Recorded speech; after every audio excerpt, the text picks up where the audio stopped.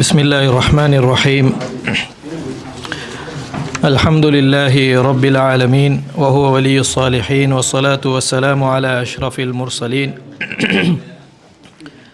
وعلى آله وأصحابه ومن تبعهم بإحسان إلى يوم الدين. ما بعد، يا أيها الذين آمنوا اتقوا الله حق تقاته ولا تموتن إلا وأنتم مسلمون، فإن أصدق الحديث كلام الله وخير الهدي هدي محمد صلى الله عليه وسلم وشر الأمور محدثاتها وكل محدثة بدعة وكل بدعة ضلالة وكل ضلالة في النار. وبعد،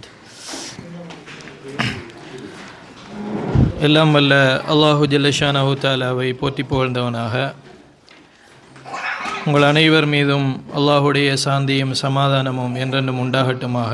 அஸ்ஸலாமு அலைக்கும் வரஹ்மத்துல்லாஹி வபரகாத்து. கண்ணியத்துக்குரிய சகோதர சகோதரிகளே, உங்களுடைய இந்த தொடர் வகுப்பிலே அல்லாஹுவை ஈமான் கொண்டு இறையச்சத்தோடு வாழக்கூடிய மக்களுக்கு அல்லாஹு ஜல்லஷானஹு தஆலா அவனுடைய புறத்திலே இருந்து சில உதவிகள், சில விசேடமான உதவிகள், அல்லாஹ்வின் புறத்திலே இருந்து அவனுடைய நல்லடியார்களுக்கான பாதுகாப்பு, இப்படியான விஷயங்கள் மூமினான நல்லடியார்களுக்கு இடம்பெறும் என்பதை நாங்கள் ஏற்றிருக்கிறோம். இதற்கு இக்ராம் அல்லது கராமத் அப்படி என்று சொல்லுவார்கள். இக்ராம் அல்லது கராமத் என்று சொன்னால் அல்லாஹு ஜல்லஷானஹு தஆலா அவனை நேசிக்கக்கூடிய, இறையச்சத்தோடு உண்மையாக வாழக்கூடிய மக்களுக்கு அவன் நாடுகின்ற பொழுது சில விசேடமான உதவிகளை அல்லாஹ் செய்கிறான். இது நாங்கள் நம்பக்கூடிய ஒரு விடயம்தான். அஹ்லு சுன்னா வல் ஜமாஅத்தினுடைய பார்வையில் அல்லாஹுடைய புறத்திலே இருந்து இக்ராம் என்று சொல்லப்படக்கூடிய, அவன் புறத்திலே இருந்து வரக்கூடிய அந்த கண்ணியப்படுத்துதல், கராமத் அப்படிங்கிற ஒரு விஷயம் நம்முடைய மார்க்கத்தில் உள்ள ஒரு விடயம்தான். ஆனால் அதே நேரத்தில் இந்த பகுதி நாங்கள் பல அடிப்படைகளோடு சரியான முறையில் புரிந்து கொள்ள வேண்டிய ஒரு விஷயமாக இருக்கிறது. ஏனென்றால் இந்த தலைப்பை அடிப்படையாக வைத்துத்தான் சமூகத்திலே பல்வேறுபட்ட ஷிர்கான செயற்பாடுகளும் பித்அத்துகளும் நிறைந்து காணப்படுகின்றன. ஏனென்றால் இந்த தலைப்பை சரிவர புரிந்து கொள்ளாமை இதற்கு ஒரு மிக முக்கியமான ஒரு பின்னணியாக இருக்கிறது. எப்படி இதை அஹ்லு சுன்னா வல் ஜமாஅத்தினர் புரிந்து கொண்டார்கள், நாம் எப்படி இதை சரியான முறையில் அணுக வேண்டும் என்கின்ற ஒரு சில அடிப்படைகளை உங்களோடு இந்த குறுகிய நேரத்தினுள் பகிர்ந்து கொள்ளலாம் நினைக்கிறேன். அன்புள்ள சகோதரர்களே, நபிமார்களுக்கு வழங்கப்படக்கூடிய அந்த விடயத்தை நாங்கள் முஅஜிஸா என்று சொல்கிறோம். முஅஜிஸத்திற்கும் அல்லாஹுடைய புறத்திலே இருந்து வரக்கூடிய ஒரு சாதாரணமான மனிதர்களாக இருக்கக்கூடிய இறையச்சம் உள்ளவர்களுக்கு கிடைக்கக்கூடிய அந்த உதவியும் இரண்டுக்கும் இடையில் வித்தியாசம் இருக்கிறது. நபிமார்களுடைய முஅஜிஸாக்களை பொறுத்தவரையில் அது வஹியோடு, அல்லாஹ்வுடைய மார்க்கத்தோடு, தஷ்ரீயோடு சம்பந்தப்பட்டதாக இருக்கும். நபிமார்கள் காட்டக்கூடிய முஅஜிஸாக்கள் அது இந்த இஸ்லாமிய மார்க்கத்தை நேரடியாகவே நிறுவக்கூடிய ஒரு பகுதியாக இருக்கும். ஆனால் மூமினான நல்லடியார்களை பொறுத்தவரையில் அவர்களுக்கு அல்லாஹு ரப்புல் ஆலமீன் அவன் நாடுகின்ற பொழுது செய்யக்கூடிய அந்த உதவி என்பது அது தஷ்ரீயோடு சம்பந்தப்பட்டதாக இருக்காது. அதாவது அங்கு வழங்கப்பட்டிருக்கின்ற உதவி மார்க்கத்தை நேரடியாக நிறுவக்கூடிய மார்க்கத்தினுடைய சட்டத்தை சொல்லக்கூடிய அதற்கு உதவக்கூடியதாக இருக்காது. உதாரணமாக நபிகள் நாயகம் ஸல்லல்லாஹு அலைஹி வஸல்லம் அவர்கள் மேராஜ் பயணம் சென்றார்கள். அல்லாஹு ரப்புல் ஆலமீன் தன்னளவில் அவர்களை உயர்த்தினான். அங்கு சென்று ரசூல் ஸல்லல்லாஹு அலைஹி வஸல்லம் அவர்கள் எதை பெற்றுக்கொண்டு வந்தார்கள்? ஐவேளை தொழுகைங்கிற அந்த சட்டத்தை பெற்றுக்கொண்டு வந்தார்கள். அப்போ மேராஜ் பயணம் என்பது ஒரு மோஜிசத். ஆனால் அது தஷ்ரீயோடு சம்பந்தப்படுகிறது. அதன் மூலம் ஒரு சட்டவாக்கத்தை நிறுவுவதற்காக வேண்டி, இந்த மார்க்கத்தை நிலைநாட்டுவதற்காக வேண்டி அல்லாஹு ஜல்ல ஷானஹு தஆலா நேரடியாகவே அவனுடைய மார்க்கத்தோடு தொடர்பட்டதாக மூஜிசாவை அமைத்து வைத்திருக்கிறான். ஆனால் இந்த தேவை யாருக்கு வராது?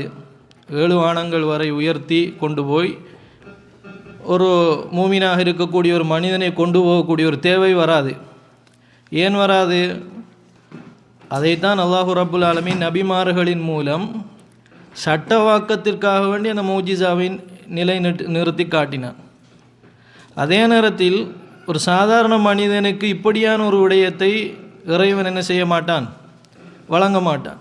ஏனென்றால் தஷ்ரீயோடு மார்க்க சட்டவாக்கத்தோடு தொடர்பான விடயத்திற்கும் ஒரு மனிதனை அல்லாஹு தாலா அவனுடைய உதவியை கொண்டு கண்ணியப்படுத்துவதற்கும் இடையில் வித்தியாசம் இருக்கிறது.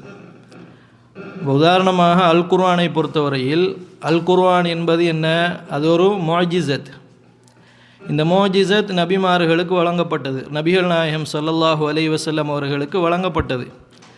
இந்த முஅஜிசத் எதோடு நேரடியாக தொடர்படுகிறது? அல் குர்ஆனை கொண்டு ஒரு மார்க்கத்தை உருவாக்குவதற்காக, ஒரு சட்டத்தை நிலைநிறுத்துவதற்காக வேண்டி அல்லாஹு ஜல்ல ஷானஹு தஆலா அல் குர்ஆனை மூஜிசாவாக நபிகள் நாயகம் ஸல்லல்லாஹு அலைஹி வஸல்லம் அவர்களுக்கு வழங்கினார். இது போன்ற ஒரு மோஜிசா ஒரு மனிதனுக்கு வழங்கப்படுமா? சாதாரணமாக இருக்கக்கூடிய, அதாவது மூமினான ஒரு நல்லடியார்களோடு தொடர்படுமா என்றால் தொடர்படாது. இப்படியான ஒரு அம்சத்தை நபிமார்களை தவிர வேறு யாருக்கும் அல்லாஹ் ரப்புல் ஆலமீன் நிகழ்த்துவது கிடையாது.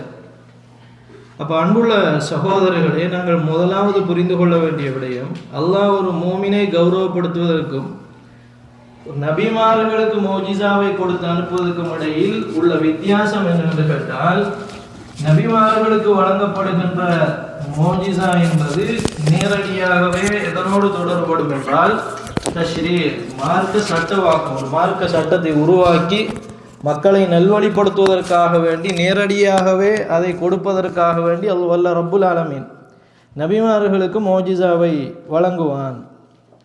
அப்போ இந்த ரெண்டுக்கும் இடையில் உள்ள மிக முக்கியமான ஒரு வேறுபாடு இதாக இருக்கிறது.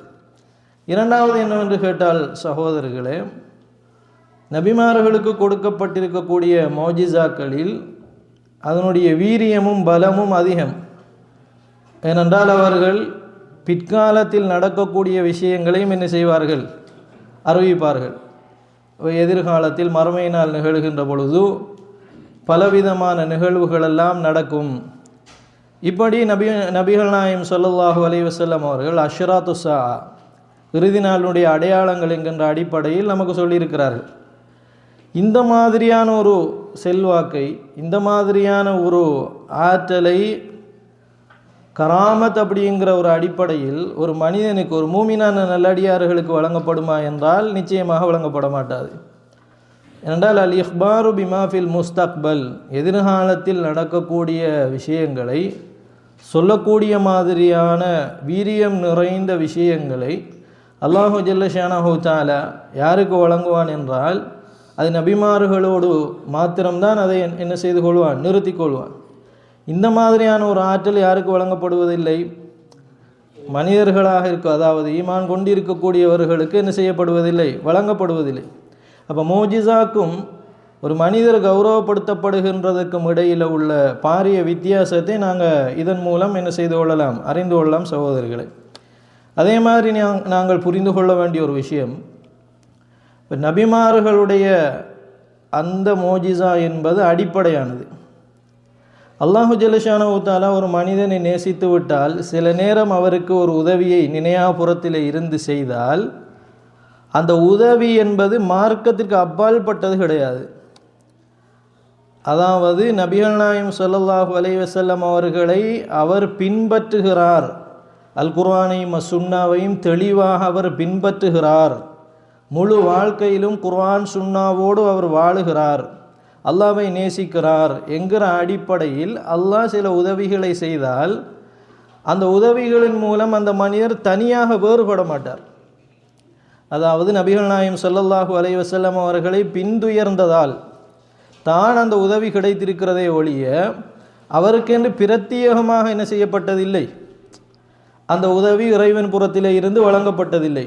யாருக்காவது நினையா புறத்திலே இருந்து சில உதவிகள் கிடைத்து விட்டால் அவர்கள் அதை எப்படி விளங்கி கொள்ள வேண்டும் என்றால், நான் அல் குர்ஆனையும் சுன்னாவையும் பின்பற்றுகின்ற காரணத்தினால் இந்த விசேடம் எனக்கு கிடைத்திருக்கும் அப்படிங்கிற நம்பிக்கை தான் அவருக்கு வர வேண்டுமே ஒழிய அந்த உதவியை கிடைத்தவுடன் முஹம்மது ஸல்லல்லாஹு அலைஹி வஸல்லம் அவருடைய பாதையிலிருந்து தனியான ஒரு பாதையை அவர் என்ன செய்து கொள்ள முடியாது, வகுத்து கொள்ள முடியாது.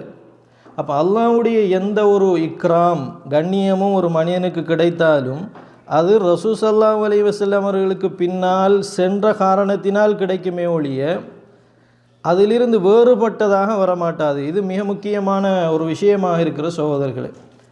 அடுத்தது நாங்கள் முக்கியமாக புரிந்து கொள்ள வேண்டும், மோஜிசாக்கும் இந்த இக்ராம் என்று சொல்லப்படக்கூடிய இதற்கும் இடையில் கராமா அப்படி என்று சொல்லப்படக்கூடிய இந்த விஷயத்துக்கு இடையில் உள்ள மிக முக்கியமான ஒரு வேறுபாடு என்னவென்றால், நபிகள் நாயகம் ஸல்லல்லாஹு அலைஹி வஸல்லம் அவர்களுடைய மோஜிசா அவர்கள் அதை கொண்டு சவால் விடக்கூடியதாகவே தான் இருக்கும். இப்போ ரசூல் ஸல்லல்லாஹு அலைஹி வஸல்லம் அவர்கள் அல் குர்ஆனை கொண்டு இந்த உலகத்திலே ஒரு மோஜிசாவை கொண்டு வந்தார்கள். ரசூல் ஸல்லல்லாஹு அலைஹி வஸல்லம் அவருடைய இந்த மோஜிசா இதை போல யாராவது நிகழ்த்த முடியுமா என்கிற ஒரு சவாலை அது எப்பொழுதுமே தொடுத்து கொண்டிருக்கும். அல்லாஹ்வுடைய தூதர் தனக்கு கிடைத்த மோஜிசாவை கொண்டு அன்றிருந்த குஃபார்களோடு நேரடியாக அவர்கள் சவால் விட்டாலும் சரி, சவால் விடவில்லை என்றாலும் சரி, அது எப்பொழுதுமே எதாகத்தான் இருக்கும், சவாலாகத்தான் இருக்கும். தஹத்தி, இதுக்கு என்ன சொல்லுவாங்க, தஹத்தி. அல் மோஜிசா எப்பொழுதுமே மக்ரூனத்தும் பி தஹத்தி.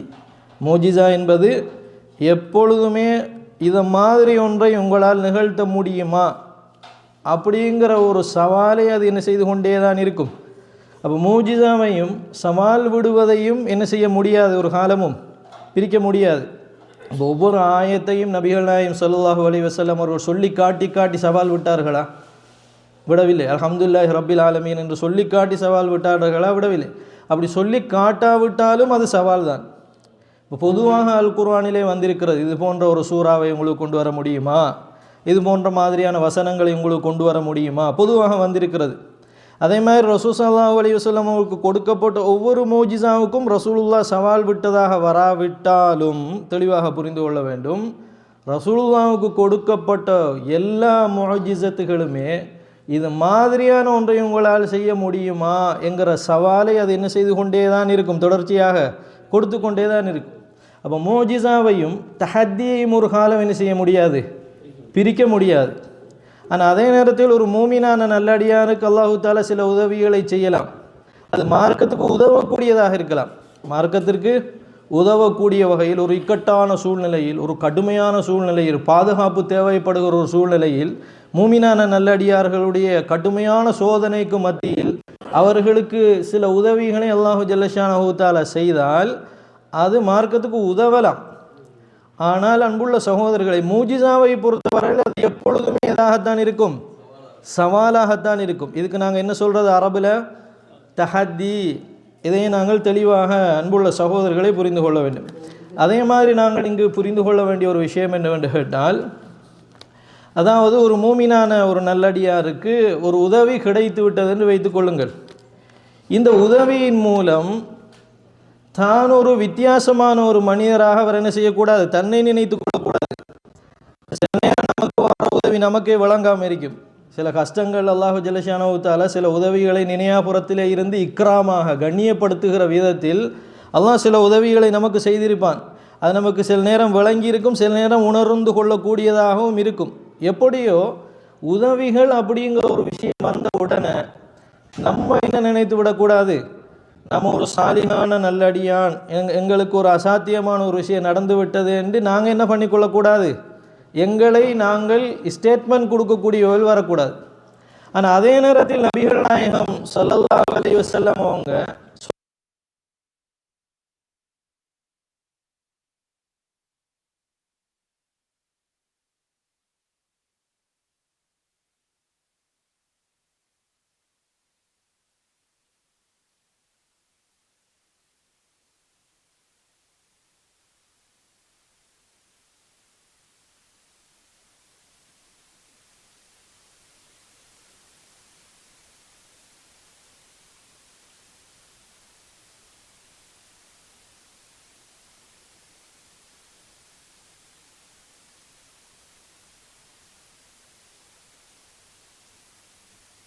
எனக்கு ஒரு கராமத் வந்து விட்டது என்று ஸ்டேட்மெண்ட்டாக சொல்லலாமா?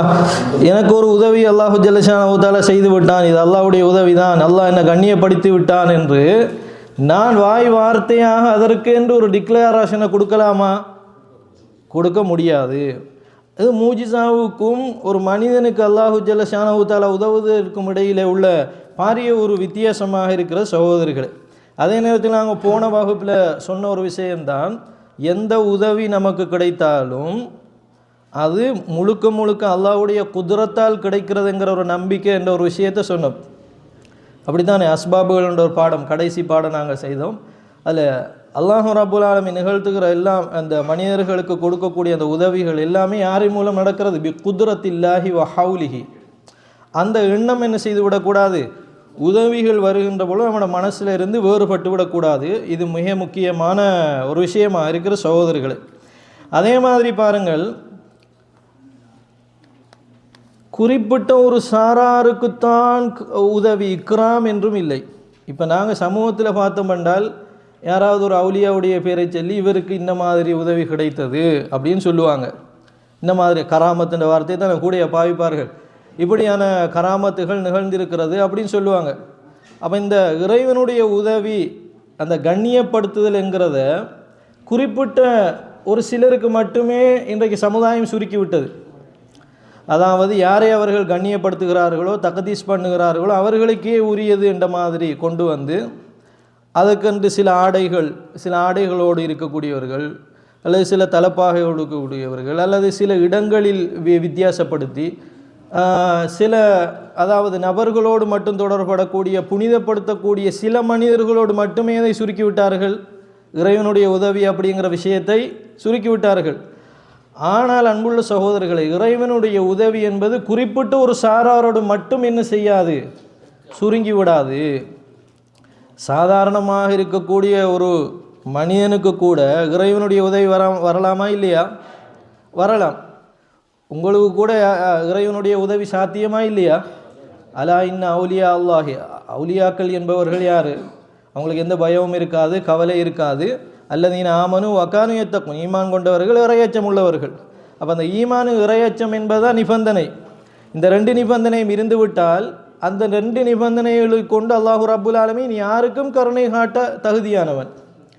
அப்போ இந்த வார்த்தை சகோதரர்களே, குறிப்பிட்ட ஒரு சாரார், குறிப்பிட்ட ஒரு வர்க்கத்தாரோடு மாத்திரம் எதை நாங்கள் சுருக்கி கொள்ளக்கூடாது?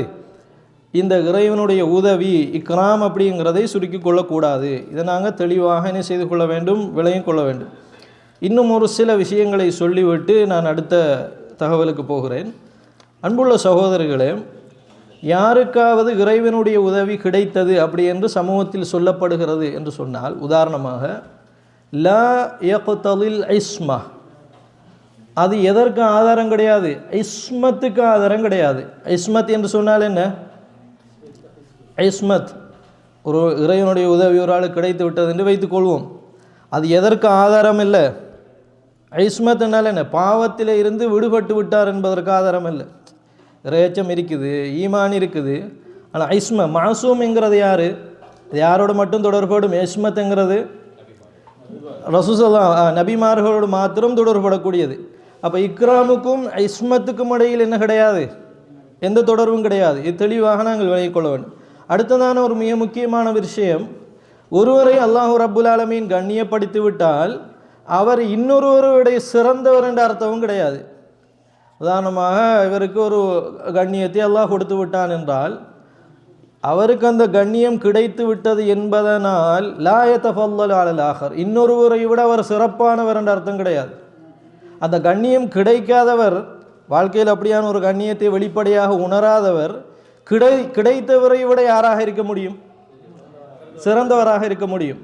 அப்போ இந்த இக்ராம் என்கிறது, இந்த கராமத் என்பது இவர் சிறந்தவர், இன்னாரை விட இன்னார் சிறந்தவர் என்பதற்கான அடையாளமாக எடுக்கக்கூடாது. அப்படி அடையாளமாக எடுத்ததுனால தான் ஒவ்வொரு சமுதாயத்திற்கும் ஒவ்வொரு நல்லடியார்கள் தோன்றி அவர்களுக்கு பின்னால் போகக்கூடிய சூழலை நாங்கள் பார்க்குறோம். ஒவ்வொரு வலிமார்கள் தோன்றுவதற்கான காரணம் என்னவென்றால், ஒருவருக்கு இப்படியான ஒரு கண்ணியம் சொல்லப்பட்டவுடன் ஏனையவர்களை விட அவர் சிறந்தவர் அப்படிங்கிற ஒரு அடையாளத்தை சமுதாயம் என்ன செய்து விடுகிறது? கொடுத்து விடுகிறது. அப்போ இஸ்மத்தை நாங்கள் கொடுக்கக்கூடாது, ஒருவரை விட ஒருவர் சிறந்தவர் என்பதற்கான ஆதாரமாகவும் இதை நாங்கள் எடுத்துக்கொள்ளக்கூடாது. இந்த கராமத் என்கிற விஷயத்தை எடுத்துக்கொள்ளக்கூடாது சகோதரர்களே. இது மிக முக்கியமான ஒரு விஷயமாக இருக்கிறது. அன்புள்ள சகோதரர்களே, அப்போ இது அளவுகோல் அல்ல.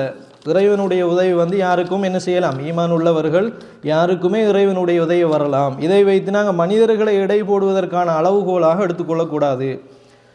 அடுத்ததாக சகோதரர்களை, இந்த தலைப்பில் நாங்கள் மிக முக்கியமாக விளங்கிக் கொள்ளக்கூடிய ஒரு விஷயம் என்னவென்றால், எல்லாருமே இந்த கராமத் அல்லது இக்ராம் என்கிற தலைப்பை எடுத்தவுடன் என்ன நினைக்கிறார்கள் என்றால், கண்ணுக்கு தெரிகிற மாதிரி ஒரு அதிசயமான ஒரு விஷயம் நடக்க வேண்டும், அப்படி வந்தால்தான் அது இறைவன் புறத்திலிருந்து வரக்கூடிய கண்ணியப்படுத்துதல் அப்படின்னு நினைக்கிறார்கள். இது தவறான ஒரு விஷயம். அன்புள்ள சகோதரர்களே, மானவியத்தான கருத்தியல் ரீதியான உதவியும் யாரிடத்திலிருந்து வரலாம்? கண்ணுக்கு தெரிகிற உதவிகளைப் போல கண்ணுக்கு தெரியாத உதவிகளும் யாரிடத்திலிருந்து வர முடியும்? அல்லாஹ்விடத்திலிருந்து வர முடியும். யாருக்கு வந்த மாதிரி? அதாவது வெளிப்படையான ஒரு கராமத் அல்ல. அல்லாஹ் ரப்புல் ஆலமீன் அல் குர்ஆனிலே கண்ணியப்படுத்தியிருக்கிறான். ஆயிஷா ரலியல்லாஹு அன்ஹா அவர்களை கண்ணியப்படுத்தினானா இல்லையா? ஆயிஷா அவர்களை அல்லாஹ் உங்களை தூய்மைப்படுத்தி விட்டான். அதே மாதிரி ஸைத் இப்னு அர்கம் ரலியல்லாஹு அன்ஹு அவர்கள் சம்பந்தமாக சூரா, என்ன சூரா இறங்கியது? அப்துல்லா இப்னு உபை இப்னு சலூல், மூமின்களுக்கு எந்த செலவுமே செய்யாதீங்க, நாங்கள் அவங்களுடைய ஊருக்குள்ளே நுழைஞ்சவமையாக இருந்தால் நாங்கள் தான் கண்ணியமானவங்க, அவங்கள என்ன செய்து விடுவோம்? ஊரை விட்டு வெளியேற்றி விடுவோம் என்றெல்லாம் பேசிக்கொள்கிறான் என்று சொல்லி ஸைத் இப்னு அர்கம் ரலியல்லாஹு அன்ஹு அவர்கள் நபிகள் நாயகம் ஸல்லல்லாஹு அலைஹி வஸல்லம் அவரிடத்தில் அந்த தகவலை இன்னொரு சஹாபி மூலம் எத்தி வைக்கிறார்கள். அப்போ ரசூலுல்லாஹ் விசாரிக்கிறாங்க, இவன் உண்மையாக இப்படி சொன்னானா என்று. அவங்கள்ட்ட போய் கேட்ட உடனே அவங்க சொன்னாங்க, நாங்கள் இப்படியெல்லாம் பேசலை, மூமின்களுக்கு செலவெல்லாம் செய்யாதீங்கன்றெல்லாம் நாங்கள் பேசலை அப்படிங்கிறாங்க. அப்போ ரசூலுல்லாஹி ஸல்லல்லாஹு அலைஹி வஸல்லம் அவர்கள் அதில் ஒரு தீர்ப்பு செல்லாமல் விட்டு விட்டார்கள். இது யாருக்கு மிகப்பெரிய ஒரு கவலை ஏற்படுத்தியது? ஸைத் இப்னு அர்கம் ரலியல்லாஹு அன்ஹு அவர்களுக்கு மிகப்பெரிய ஒரு கவலை ஏற்படுத்தியது. அப்போ ஸைத் இப்னு அர்கம் ரலியல்லாஹு அன்ஹு அவர்களை கண்ணியப்படுத்துகிற விதமாக அல்லாஹு ஜல்ல ஷானஹு தஆலா சூரத்துல் முனாஃபிகூனை இறக்கினானா இல்லையா? இதா ஜாஅக்கல் முனாஃபிகூன காலூ நஷ்ஹது என்கிற அந்த சூரா இந்த சஹாபியுடைய விஷயத்தில் இறங்கியிருக்கிறது. அப்போ இதுவும் ஒரு கண்ணியமா இல்லையா? கண்ணியம் என்பது ஒரு கஷ்டத்தில் போகின்ற போது திடீரென வருகின்ற ஒரு உதவி மட்டுமல்ல, இறைவன் புறத்திலே இருந்து வரக்கூடிய எல்லா பரக்கத்துகளும் நமக்கு தெரியாத, நம்ம புலனால் உணர்ந்து கொள்ள முடியாத விஷயங்கள் கூட எதாக வர முடியும்? உதாரணமாக ஒரு மனிதருடைய துஆ ஏற்றுக்கொள்ளப்படுவது. அல்லாஹு ஜல்ல ஷானஹு தஆலா மரியம் அலைஹிஸ்ஸலாத்து வஸ்ஸலாம், மரியம் அவர்களுடைய அந்த துஆவை ஏற்றுக்கொண்டானா இல்லையா? ஃபதகப்பலஹா ரப்புஹா பிகபூலின் ஹசனின் என்று அல்லாஹு ரப்புல் ஆலமீன் அல் குர்ஆனிலே சொல்லுகிறான். அதே மாதிரி சில கோரிக்கைகளை சில சஹாபி பெண்கள் ரசூல் ஸல்லல்லாஹு அலைஹி வஸல்லம் கிட்ட முன்வைச்சாங்க. அந்த லிஹாருடைய வசனம், அதாவது உங்களுக்கு தெரியும் அஹ்காம் ஹுக்முல் லிஹார் தலாக்குடைய பாடத்தில் ஹவுலா என்கிற பெண்மணி ரசூலுல்லாஹ்விடத்திலே அவருடைய கணவனை பற்றி முறைப்பாடு செய்கிறார்கள். அப்போ அல்லாஹு ரப்புல் ஆலமீன் கத் சமி அல்லாஹு கௌலல்லதி துஜாதிலுக ஃபீ ஸௌஜிஹா என்கிற வசனத்தை இறக்கினானா இல்லையா? அப்போ அவள் பேசினதை அல்லாஹ் கேட்டான் என்று வருகிறது. அது ஒரு கண்ணியமா இல்லையா? இதுக்கு சொல்ல இக்ராம் மானவி, இதுவும் இறைவன் கொடுக்குற கண்ணியம் தான். இப்போ எல்லாருமே கண்ணியம்ங்கிறது எப்படி தங்களுடைய மனசில் பதிஞ்சு வைத்திருக்கிறாங்கன்னு சொன்னால், இந்த அவுலியாக்களுக்கு நடக்கிற மாதிரியான வெளிரங்கமான, அங்கு பேசப்படுகின்ற மாதிரியான வெளிரங்கமான விஷயங்களைத்தான் பலர் எதில் நினைத்து வைத்திருக்கிறார்கள் என்றால், இந்த மாதிரி கண்ணியப்படுத்த வழங்கி வைத்திருக்கிறார்கள். அப்துல்லாஹ் இப்னு உபை ரலியல்லாஹு அன்ஹு, உபை இப்னு காப் ரலியல்லாஹு அன்ஹு அவர்கள், நீ ஓதுவதை அல்லாஹ் விரும்பி கேட்கிறான் என்று ரசூல் ஸல்லல்லாஹு அலைஹி வஸல்லம் அவங்க சொன்னாங்களா இல்லையா? அப்போ இதெல்லாமே கண்ணியம். அன்புள்ள சகோதரர்கள், எப்படி மரியம் அலை இஸ்லாத்து வசலாம் அவர்களுக்கு அல்லாஹ் ஈசா அலை இஸ்லாத்து வசலாம் அவர்களை வெளிப்படையாக, அதாவது அந்த மாதிரியான ஒரு கண்ணியத்தை வழங்கினானோ, பிரசவ வேதனையும் பொழுது அந்த மரத்தை உசுப்புங்கள், கனியாக அது கொட்டும், உங்களுக்கு கீழால் ஒரு ஓடை ஓடும் அப்படி என்று அல்லாஹு ரப்புல் ஆலமீன் சொல்கிறான். இது மாதிரியான விஷயங்கள் எல்லாம் என்ன மாதிரியானது? வெளிப்படையாக தெரியக்கூடியது. அப்போ அந்த இறைவனுடைய கண்ணியப்படுத்துதல் வெளிப்படையாக தெரியக்கூடியங்கிற ஒரு பகுதி இருக்கும். அதே நேரத்தில் என்ன பகுதியும் இருக்கிறது என்று விளங்கிக் கொள்ள வேண்டும். இறைவன் புறத்தில் வரக்கூடிய பரக்கத் மாதிரியான அவனுடைய உதவிகளும் இந்த பகுதிக்குள் தான் சேரும் என்பதை சகோதரர்கள் புரிந்து கொள்ள வேண்டும். இந்த ரெண்டு பகுதியும் அல் குர்ஆனிலும் ஹதீதிலும் நிறைய சொல்லப்பட்டிருக்கிறது. அதை நாங்கள் ஆரம்பித்தால் நிறைய ஹதீதுகள் இருக்கின்றன, நிறைய குர்ஆன் வசனங்கள் இருக்கின்றன. ஆனால் இங்கு நான் பேசுவது இந்த மாதிரியான ஒரு தலைப்பு வருகின்ற பொழுது நாங்கள் திசை தெரியாமல் சிந்தித்து விடக்கூடாது. எப்படி எங்களுடைய அஹ்லு சுன்னா வல் ஜமாத்தினர் தெளிவாக சிந்தித்தார்களோ அது மாதிரி நாங்கள் என்ன செய்ய வேண்டியிருக்கிற சகோதரர்களே, சிந்திக்க வேண்டிய அந்த வழிகாட்டலை தான் இந்த வகுப்பிலே நான் உங்களுக்கு சொல்லிக் கொண்டிருக்கிறேன். அன்புள்ள சகோதரர்களே, அடுத்த மிக முக்கியமான சில விஷயங்கள் இருக்கின்றன. இப்படி ஒருவர் கராமத் அப்படி என்று சொல்லிவிட்டால் சில வரையறைகள் இருக்கிறது. அந்த வரையறைகளை வைத்துக் கொள்ளுங்கள். அந்த வரையறைகளின் படிதான் நாம் என்ன செய்ய வேண்டும்? இந்த தலைப்பை அணுக வேண்டும். இது ஒரு மிக முக்கியமான ஒரு தலைப்பு சகோதரர்களே. முதலாவது ஒரு விஷயத்தை விளங்க வேண்டும். இப்படி ஒரு கராமத், ஒரு உதவி ஒன்றினை கிடைத்ததாக ஒருவர் சொன்னால் முதலாவது அடிப்படை அவர் அஹ்லுல் இஸ்திகாமா வாக இருக்கிறாரா என்பதை பார்க்க வேண்டும். யார் அஹ்லுல் இஸ்திகாமா? உறுதியான மார்க்கத்தில் உறுதியானவர்களாக இருக்கிறார் என்று பார்க்க வேண்டும். யார் அவர்கள்? அஹ்லுல் பிதாவாக இருக்கக்கூடாது, மார்க்கத்திலே நூதன அனுஷ்டானங்களை உருவாக்கியவர்களாக இருக்கக்கூடாது, ஷிருக்குகளுக்கு பின்னால் மூட நம்பிக்கைகளுக்கு பின்னால் அள்ளுண்டு போகக்கூடியவர்களாக இருக்கக்கூடாது. அப்படியானவர்கள் ஒரு தகவலை சொல்கின்ற பொழுது அசுல் மஸ்தரே குளறுபடியாகிறது. அந்த தகவலுடைய மூலாதாரமே முதலாவது எதிலிருந்து தோங்கும் என்றால் இஸ்திகாமத்திலிருந்து தான் தோங்கும் சகோதரர்களை. முதலாவது நாங்கள் பார்க்கணும், குர்ஆன் சுன்னா அடிப்படையில் சஹாபாக்களுடைய சலபு சாலிஹுடைய அந்த சிந்தனையின் வார்ப்பில் வந்த சரியான அகீதாவில் உள்ளவரா என்பதை பார்க்க வேண்டும். அதனால தான் இமாம் ஷாஃபி ரஹிமஹுல்லாவுடைய பிரபல்யமான ஒரு கூற்று இருக்கிறது, லவ் ரஅய்து சாஹிப பிதாத்தின் யம்ஷி அலல் மாஇ மா கபில்துஹு. நான் ஒரு பிதாத் செய்யக்கூடியவரை தண்ணீரின் மேல் நடந்து போவராக கண்டால் கூட நான் அவரை என்ன செய்ய மாட்டேன், ஏற்றுக்கொள்ள மாட்டேன்னு சொல்கிறார்கள். ஏன்னா முதலாவது அடிப்படை அன்புள்ள சகோதரர்களே, இறைவன் புறத்திலிருந்து கண்ணியப்படுத்துதல் அப்படிங்கிறது ரசூல் ஸல்லல்லாஹு அலைஹி வஸல்லமுடைய வழிகாட்டலில் வந்தவர்களுக்குத்தான் என்ற விஷயம் அடிப்படையான ஒரு விஷயம். பிதா செய்யக்கூடியவர்களுக்கு அசாதாரணமான நிகழ்வுகள் நடக்கிறதா என்று சொன்னால் அப்படியான ஒரு விஷயத்தை நாங்கள் இறைவன் புறத்தில் இருந்து வரக்கூடிய கண்ணியமாக நாங்கள் என்ன செய்யக்கூடாது, எடுத்து விடக்கூடாது. இது முதலாவது நிபந்தனை. இப்போ முதலாவது நிபந்தனை என்ன? ஆகாயத்தில் பறந்ததாக சொன்னாலும் சரி, தண்ணீர் மீது நடந்ததாக சொன்னாலும் சரி, எனக்கு வித்தியாசமான விகாரமான இப்படியான விஷயங்கள் எல்லாம் நடந்தது என்று சொன்னாலும் சரி, அதை உடனடியாக மக்கள் என்ன செய்துடுறாங்கன்னு சொன்னால், ஓஹோ இது கராமத்து அப்படி என்ற அந்த சிந்தனைக்குள் உடனடியாக போய் விடுகிறார்கள். அப்போ அறிஞர்கள் சொல்லக்கூடிய மிக முக்கியமான நிபந்தனை முதலாவது என்னது? அஹ்லுல் இஸ்திகாமாவாக இருக்க வேண்டும், மிக முக்கியமான நிபந்தனை. இரண்டாவது அன்புள்ள சகோதரர்களே, வித்தியாசமாக நடக்கின்ற எல்லாமே எதுவாக கிடையாது. இதுக்கு ஹாரிகுல் ஆதா என்று சொல்லுவார், ஹல்குல் ஆதா என்று சொல்லுவார்கள். ஹர்குல் ஆதா அதாவது வளமையாக நிகழக்கூடிய விஷயங்களுக்கு மாற்றமாக நிகழக்கூடிய எல்லாமே எதில் உள்ளடங்கக்கூடியது கிடையாது, இக்ராம் என்கிற அந்த விஷயத்துக்குள் வராது. ஏனென்று சொன்னால் இந்த சில நேரம் வளமைக்கு மாற்றமான விஷயங்கள் பாவம் செய்யக்கூடியவர்களுக்கும் என்ன செய்ய முடியும், நடக்க முடியும். ஈமான் கொள்ளாதவர்களுக்கும் நடக்க முடியும். ஷைத்தானோடு தொடர்புடையவர்களுக்கும் என்ன செய்ய முடியும், நடக்க முடியும். சூனிய மாதிரியான மோசமான பாவங்களோடு தொடர்பாக இருக்கக்கூடியவர்களுக்கும் என்ன செய்ய முடியும், நடக்க முடியும். அப்போ அன்புள்ள சகோதரர்களை, வித்தியாசமான நிகழ்வுகள் எல்லாவற்றையும் நாங்கள் எதாக கருதிவிடக்கூடாது, இக்ராம் என்கிற பகுதிக்குள் சிந்தித்து விடக்கூடாது. இது ரெண்டாவது விஷயம். மூன்றாவது அன்புள்ள சகோதரர்களே, அத்தவக்குஃப், ஒரு தகவலை நீங்கள் அப்படி கேட்குறீங்களா, ஒரு ஆளுக்கு இப்படி நடந்ததாம் அப்படின்னு சொல்லி ஒரு தகவலை நீங்கள் கேட்டால், அது குர்ஆன்லேயோ ஹதீஸ்லேயோ வர்றது, அது நாங்கள் 100% நம்பித்தான் ஆக வேண்டும். இந்த நிறைய இந்த உம்மத்துக்கு முற்பட்ட உம்மத்து நிறைய பேருக்கு என்ன நடந்திருக்கிறது, இறைவனுடைய உதவி வந்திருக்கிறதா இல்லையா? ஒரு தோட்டக்காரருக்கு மாத்திரம் என்ன பெய்திருக்கிறது, மழை பெய்ததாக வருகிறது. அதே மாதிரி வழுக்கை தலையுடையவர், கண் பார்வையற்றவர், தோல் வியாதி உள்ளவர், அவங்களுக்கு என்ன இறைவன் புறத்திலிருந்து உதவி வந்ததா இல்லையா? இப்போ நிறைய விஷயங்கள் உதவியாக இருக்குது. கடைசி காலம் வருகின்ற பொழுது ஒரு மூமினுக்காக வேண்டி சடங்கள் எல்லாம் என்ன செய்யும், பேசும் என்று வருகிறது.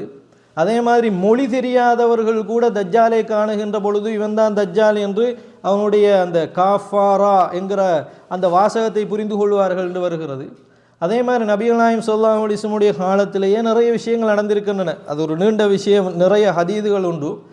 அன்புள்ள சகோதரர்களே, இந்த மாதிரியான அம்சங்கள் ஈமானோடு உள்ளவர்களுக்கு தொடர்படக்கூடிய ஒரு விஷயம். அதே நேரத்தில் குர்ஆன் ஹதீஸில் இல்லாமல் பொதுவான ஒரு தகவலை நீங்கள் கேட்டால், இது ஒரு இக்ராமாக இருக்கிறது, கராமத்தாக இருக்கிறது அப்படின்னு நீங்கள் கேட்டால், அதை உடனடியாக நம்ப வேண்டும் என்ற எந்த ஒரு அவசியமும் நமக்கு இல்லை. அன்புள்ள சகோதரர்களே, ஏன்னா அது குர்ஆனில் வந்திருக்கிறதா அல்லது ஹதீஸில் வந்திருக்கிறதா என்கிற ஒரு அடிப்படையையும் அன்புள்ள சகோதரர்கள் நாங்கள் புரிந்து கொள்ள. மூணாவது மிக முக்கியமான ஒரு லாபித் என்னவென்று கேட்டால், சொல்லப்படக்கூடிய அந்த தகவல், இதுதான் நாங்கள் தெளிவாக புரிந்து கொள்ள வேண்டிய ஒரு பகுதி. மார்க்கத்திற்கு எந்த வகையிலும் முரண்படாத தகவலாக இருக்க வேண்டும். மார்க்கத்திற்கு எந்த வகையிலும் முரண்படாத தகவலாக இருக்க வேண்டும். இமாம் இப்னுல் ஜௌஸி ரஹிமஹுல்லாஹ் அவர்கள் தன்னுடைய தல்பீஸ் இப்லீஸ் அப்படிங்கிற ஒரு நூலில் ஒரு சம்பவத்தை சொல்லுகிறார்கள். அதாவது ஒரு வலி என்று சொல்லப்படக்கூடிய ஒருவருக்கு வுது செய்ய வேண்டிய ஒரு தேவை ஏற்பட்டதாம். வுது செய்ய வேண்டிய தேவை ஏற்பட்டவுடன் தங்கத்தினாலான, அதாவது விலை மதிக்கத்தக்க ஒரு பாத்திரத்தில் தண்ணீர் உடனடியாக வந்தது. இப்படியான கதைகள் நாங்கள் நிறைய கேள்விப்பட்டிருப்போம். அதே மாதிரி அவர் மிஸ்வாக் செய்வதற்காக வேண்டி வெள்ளி மிஸ்வாக் அவருக்கு கிடைத்தது. இப்படி ஒரு வலியுடைய ஒரு தகவலை கொண்டு வருகிறார்கள். இப்படி ஒரு தகவல் என்று சொல்லப்படுகிறது. யாரை பற்றி?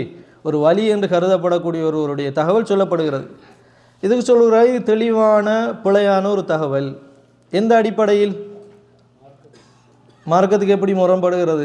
இந்த தகவலை கேட்கின்ற பொழுது முதலாவது நாங்கள் ஒப்பிட்டு பார்க்கணும் என்றால் ஷரியாவோட ஒப்பிட்டு பார்க்க வேண்டும். எப்படி முரண்படுகிறது? தங்கம் வெள்ளி என்ன செய்ய முடியாது, பாவிக்க முடியாது. அதில் நீங்கள் பருகாதீங்க, அதில் நீங்கள் என்ன பண்ணாதீங்க, சாப்பிடாதீங்க. அப்போ தெளிவாக தடை செய்யப்பட்ட ஒரு விஷயம் ஒருவருக்கு கண்ணியமாக வழங்கப்படுமா? படாது. அப்படிங்கிறதே சகோதரர்களை நாங்கள் புரிந்து கொள்ளணும். அதே மாதிரி இமாம் இப்னுல் ஜௌஸி ரஹிமஹுல்லாஹ் அவர்கள் சொல்லக்கூடிய இதே தல்பீஸ் இப்லீஸ் என்கிற நூலில், தமிழில் வந்திருக்கிறது.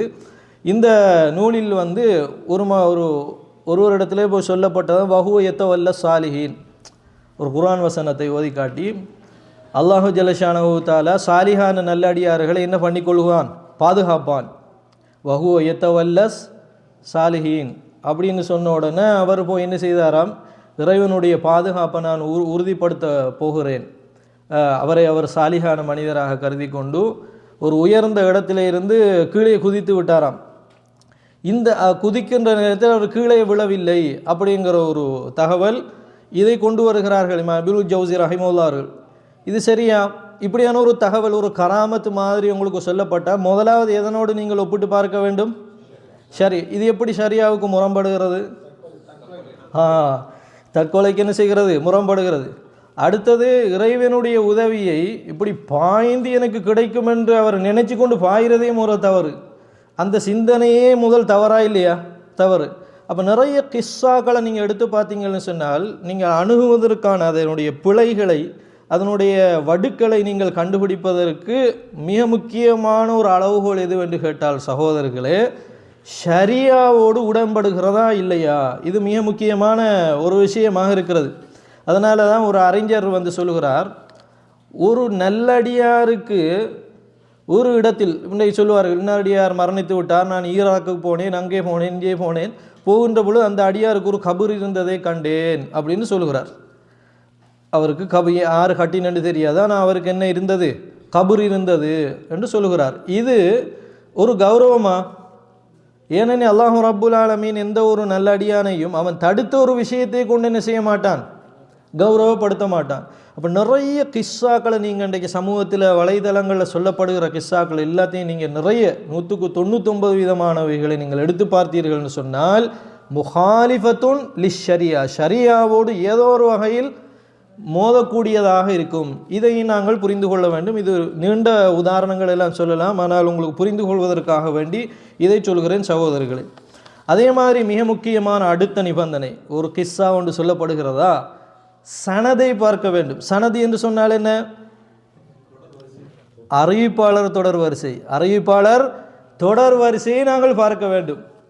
இப்போ புகாரியில் வருகிறது, முஸ்லீமிலே வருகிறது, அறிவிப்பாளர் சரியாக இருக்கிறது என்று சொன்னால் ரசூலுல்லாவோட சம்பந்தப்பட்டிருக்கிறது, ரசூலுல்லாவுடைய சபையில் நடந்திருக்கிறது. அதே மாதிரி சஹாபாக்களுடைய விஷயத்தில் இன்னென்ன மாதிரியான விஷயங்கள் உதவிகளெல்லாம் நடந்திருக்கின்றன. அறிவிப்பாளர் வரிசையில் ஹதீதுகளினூடாக நிரூபிக்கப்படுகின்ற பொழுது அது ஏற்றுக்கொள்ளப்படுகின்ற ஒரு விஷயம்.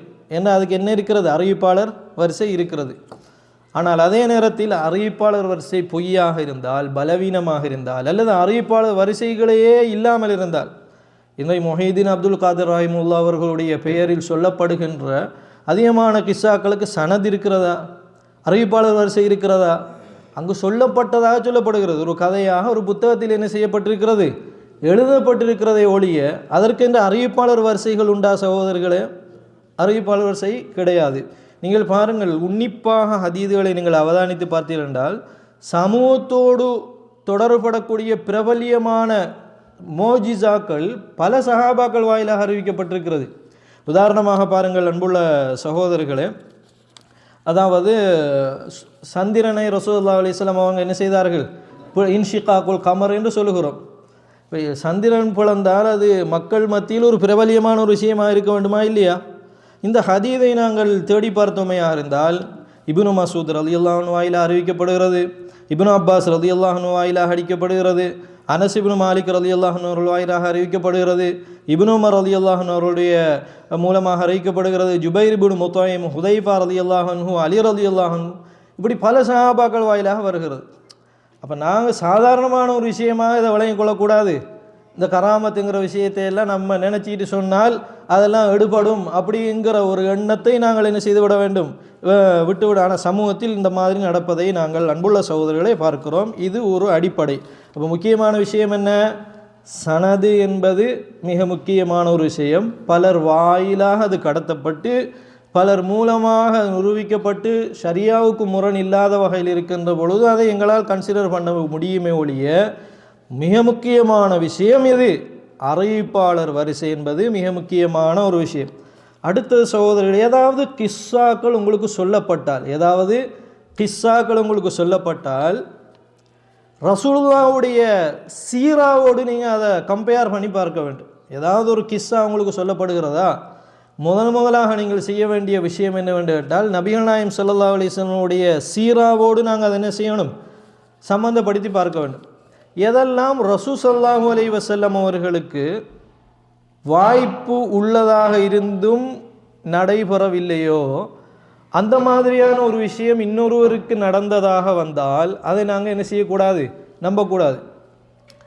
இப்போ உதாரணமாக ஒரு தபரானியில் வரக்கூடிய ஒரு செய்தி, பலவீனமான ஒரு செய்தி. ஆனால் இன்றைக்கு அலி ரலியல்லாஹு அன்ஹு அவர்களை அதிகமாக நேசிக்கக்கூடியவங்க அந்த சம்பவத்தை சொல்லுவாங்க. எப்படி சொல்லுவாங்கன்னு கேட்டால், நபிகள் நாயகம் ஸல்லல்லாஹு அலைஹி வஸல்லம் அவங்க அலி ரலியல்லாஹு அன்ஹு அவர்களை ஒரு பணிக்காக வெளியே செல்கிறார் அலி ரலியல்லாஹு அன்ஹு அவர்கள். அப்போ ரசூலுல்லாஹ் அஸர் தொழுது விட்டார்கள். அலி ரலியல்லாஹு அன்ஹு சேர்றாங்க. இதுக்கு பிறகு அஸருக்கு பிறகு தான் அந்த பணி நிமித்தமாக போனவங்க சேர்றாங்க.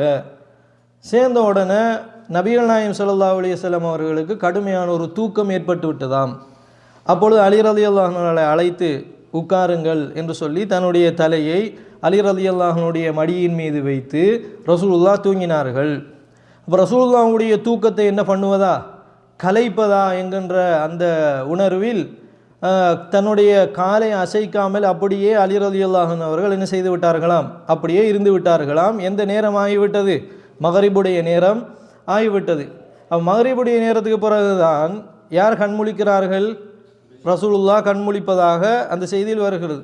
அப்பொழுதும் அலி ரலியல்லாஹு அன்ஹு சொல்கிறார்கள், நான் இப்படி அசர் தொழவில்லை அப்படின்னு சொன்ன உடனே ரசூலுல்லாஹ் பிரார்த்தனை செய்ததாக, அதாவது இறைவா உன்னுடைய நபிக்காக வேண்டியவர் காத்து கொண்டிருந்தார், சூரியனை சற்று என்னது மகரிபுடைய நேரத்தில் இருந்து அசர் நேரத்துக்கு பிற்படுத்தி விடு, ருத்த ஷம்ச அப்படின்னு வருகிறது நினைக்கிறேன், சூரியனை நீ மீண்டும் எடுத்து விடு என்று சொன்னவுடன் சூரியன் மீண்டும் ரிவேஸில் வந்ததாகவும், அப்பொழுது அலி ரலியல்லாஹு அன்ஹு அவர்கள் என்ன செய்ததாகவும் உடனடியாக அசர் தொழுகையை தொழுது விட்டதாக, அதுக்கு பிறகு மகரிப் நேரமானதாக இந்த செய்தி வருகிறது.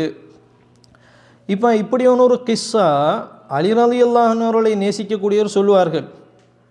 ஆனால் இதில் பாரிய ஒரு மோசடி இருக்கிறது, அபத்தம் இருக்கிற சகோதரர்களே. இல்லை, முதலாவது ஒரு விஷயத்தை நான் சொல்கிறேன். இதே மாதிரி ரசூல் ஸல்லல்லாஹு அலைஹி வஸல்லம் அவர்களுக்கு எந்த யுத்தத்துடைய நேரத்தில், கந்தக்குடைய நேரத்தில் ரசூலுல்லாஹி அலைஹி வஸல்லம் அல்லாஹ் அவர்களுடைய வீடுகளை அல்லாஹ் நெருப்பால் நிறைக்கட்டுமாக அசர் தொழுகையை தொழுவதை விட்டும் எங்களை பராக்காக்கி விட்டார்கள் அப்படிங்கிற ஒரு செய்தி வருகிறது. அப்போ அந்த சந்தர்ப்பத்தில் ரசூலுல்லாஹ்வுக்கு திரும்பாத சூரியன், அதே மாதிரி ஒரு சூழல் தானே. இதை யார் சொல்கிறார்? இப்னு தைமியா ரஹிமஹுல்லாஹ் சொல்கிறார்கள், இமாம் இப்னு கதீர் ரஹிமஹுல்லாஹ் அவர்கள் சொல்கிறார்கள், இந்த அலி சம்பந்தமான ரலியல்லாஹு அன்ஹு சம்பந்தமான செய்தி மிக பலவீனமானது என்பதை நிரூபிப்பதற்காக பல தஃப்சீர் அறிஞர்களும் சொல்லக்கூடிய முக்கியமான காரணம் என்னவென்று கேட்டால், ரசூலுல்லாஹ்வுக்கே கிடைக்காத ஒரு சிறப்பை எப்படி அவருடைய அந்தஸ்தை விட குறைவான ஒருவருக்கு கிடைக்கலாம் அப்படிங்கிற ஒரு வாதத்தை முன்வைக்கிறார். ஒரே மாதிரியான சூழல், ஒரே மாதிரியான சந்தர்ப்பம், தொழ முடியாமல் போன ஒரு நிலைமை, இப்படி இருக்கின்ற பொழுது ரசூலுல்லாஹ்வுக்கும் அதை மாதிரியான ஒரு வாய்ப்பை ஏற்படுத்தி கொடுத்திருக்கலாமா இல்லையா?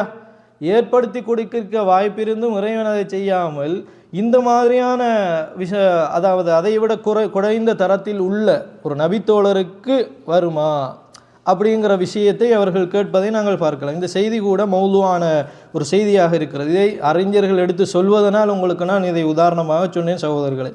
அதே மாதிரி ஹசனுல் பஸர் ரஹிமஹுல்லாஹ்விடத்தில் ஆமிர் இப்னு அப்துல்லா என்று சொல்லப்படக்கூடிய ஒருவர், யாரிடத்தில்? ஹசனுல் பஸர் ரஹிமஹுல்லாஹ்விடத்தில் ஆமிர் இப்னு அப்துல்லா என்று சொல்லப்படக்கூடிய ஒருவர் சொல்கிறார், அன்புள்ள சகோதரர்களே, எனக்கு எதற்கும் பயம் கிடையாது அப்படின்னு சொல்கிறார்.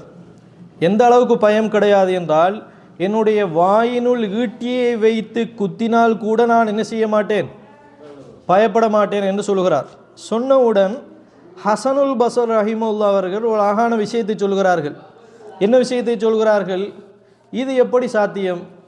கது ஹாஃப மன்கான ஹைர மின்ஹு, இவரை விட சிறந்த மனிதர்களெல்லாம் பயத்தை உணர்ந்திருக்கிறார்கள். ஹாஃப மூசா அலைஹிஸ்ஸலாத்து வஸ்ஸலாம் அவர்கள் பாம்பை கண்டு என்ன செய்தார்கள்? பயந்தார்கள்.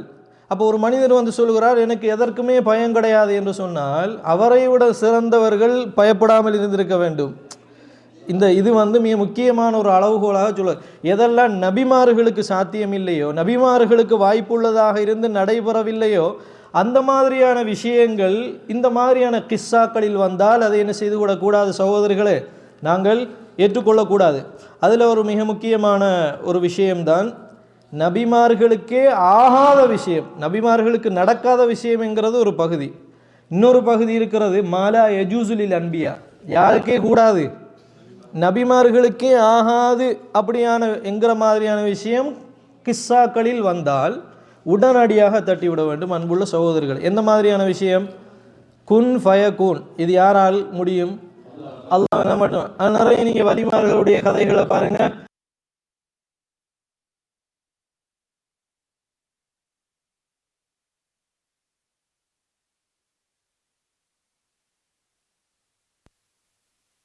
ஆகாத ஒரு விஷயம் எப்படி அவரை விட அந்தஸ்தில் குறைந்தவருக்காகும்? இதெல்லாம் நீங்கள் தெளிவாக விளங்கி கொண்டீர்கள் என்று சொன்னால், இந்த கஃப்ஸாக்கள் எந்த வகையில் முரண்படுகிறது, பிழையாகிறது என்பதை அன்புள்ள சகோதரர்களை நாங்கள் புரிந்து கொள்ள வேண்டும். இதையும் நான் உங்களுக்கு சொல்கிறேன். இறுதியாக ஒரே ஒரு விஷயத்தை மாத்திரம் சொல்லி முடித்துக் கொள்கிறேன் சகோதரர்களே. அல் குர்ஆனில் வரக்கூடிய மூஜிசாக்கள் இருக்கிறது. இதில் வரக்கூடிய மூஜிசாக்கள், அல் குர்ஆனில் வரக்கூடிய மூஜிசாக்கள், அதில் எங்களோட பகுத்தறிவை நாங்கள் போடக்கூடாது. எப்படி மரியம் அலைஹிஸ்ஸலாம் அவங்களுக்கு ஈசா நபி கிடைத்தார், எப்படி அது ஓடையாக பெருக்கெடுத்து ஓடியது அவருடைய காலுக்கு கீழால், இதெல்லாம் அல் குர்ஆனில் சொல்லப்பட்டிருக்கக்கூடிய மூஜிசாக்கள். லா யுத்ரகு பில் அக்ல், எதை கொண்டு நீங்கள் அறியக்கூடாது? பகுத்தறிவை கொண்டு அறிந்து கொள்வதற்கு முயற்சி செய்யக்கூடாது. ஆனால் அதே நேரத்தில் பொதுவாக சொல்லப்படக்கூடிய கதைகளில் தாராளமாக உங்களுடைய பகுத்தறிவை நீங்கள் என்ன செய்யலாம், போட்டு ஆய்வு செய்யலாம். இது சரியா இது பிழையா என்பதை என்ன செய்ய முடியும். ஏன்னா அந்த அங்கீகாரம் எதற்கு வழங்கப்படவில்லை.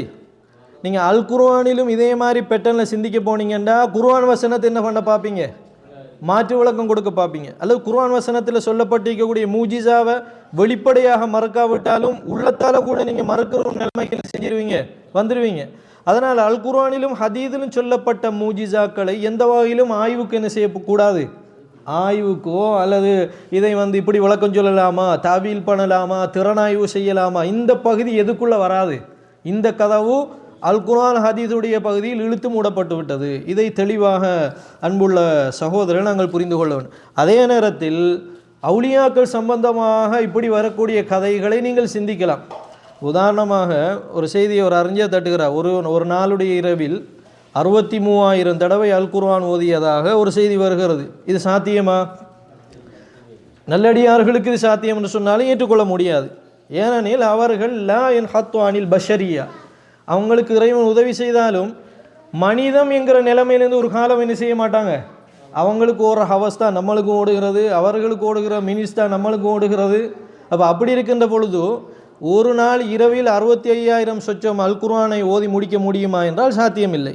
அப்போ இந்த மாதிரியான விஷயங்கள் எல்லாம் நாங்கள் என்ன செய்து விட வேண்டும், தட்டி விட வேண்டும் சகோதரர்களே. அதே மாதிரி காபத்துல்லா சம்பந்தமாக நிறைய அவுலியாக்கள் சம்பந்தமான கதைகள் வருகின்றன. உதாரணமாக காபத்துல்லாவை சுற்றுகின்ற பொழுது ஹஜருல் அஸ்வது கல்லும் அங்கிருந்து நகர்ந்து வந்து அவரோடு சுற்றியது அப்படி என்று வருகிறது, அவரோடு பேசிக்கொண்டு வந்தது. குறிப்பாக காபத்துல்லா சம்பந்தமாக நிறைய அவுலியாக்களுடைய கதைகள் இருக்கின்றன. அதுக்கு பிறகு தவாஃப் முடிந்தவுடன் என்னை கொண்டு போய் இருந்த இடத்திலேயே வைத்து விடுங்கள் என்று ஹஜருல் அஸ்வது கூறியது. இதெல்லாம் பகுத்தறிவுக்கு உடன்படுகிறதா? அப்போ எதெல்லாம் பகுத்தறிவுக்கு உடன்படவில்லையோ அதெல்லாவற்றையும் உடனடியாக நாங்கள் என்ன செய்து விட வேண்டும், தட்டிவிட வேண்டும். இந்த அளவுகோலில் யார் அணுகினாலும் இந்த 7-8 நிபந்தனைகளை நீங்கள் தெளிவாக விளங்கினீங்கன்னு சொன்னால் யாரோடும் உங்களுக்கு அவங்களுடைய பிழையை என்ன செய்ய முடியும், சுட்டி காட்ட முடியும் சகோதரர்களே. ஹைர் டைம் இருக்குதா, முடிஞ்சிருமா? ஓகே ஹைர். அப்போ இன்ஷா அல்லாஹ் அடுத்த தொடரில் பார்ப்போம். சுப்ஹானக்கல்லாஹும்ம வபிஹம்திக அஷ்ஹது அல்லா இலாஹா இல்லா அன்த அஸ்தக்ஃபிருக்க வ அத்தூபு இலைக்.